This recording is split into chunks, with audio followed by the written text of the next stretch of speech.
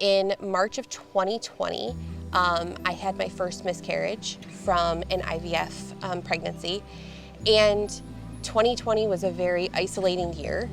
And to experience a miscarriage during that was really difficult because that's when you need people around you, and that's when we were all told to stay away from each other.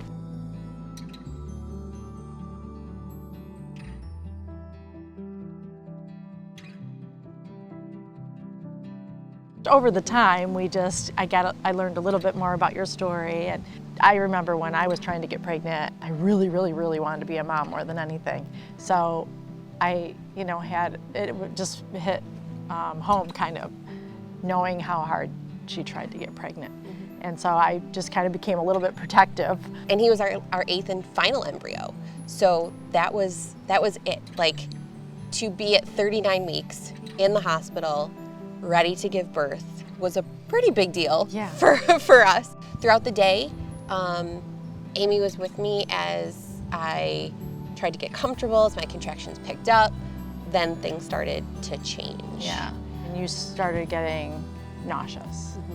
And I remember holding the bucket for you, and I remember my eyes welling up with tears just thinking about, it's amazing what a woman will go through to have a baby.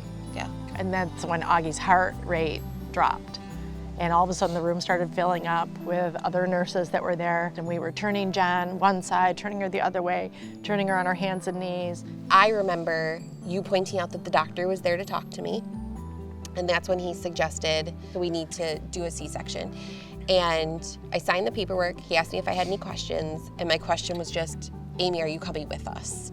It was almost like you were like the security blanket of like, I'm not gonna do this by myself, right? You're gonna be here, and she was like, absolutely. And wheeled on all fours down the hall into the operating room that was filled with every person that needed to be there to take care of me, to take care of Augie, which was great, but also very overwhelming.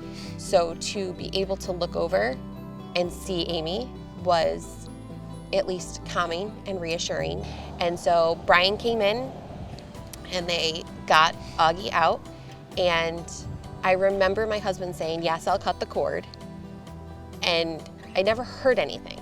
Brian was standing up behind me, and I remember thinking like, well, at this point, I should hear something. There should be a cry, When you're laying down with a drape up and you can't see much of anything other than a couple of people, I think it's really vulnerable. You're in a position where you don't know what's happening or what's going on.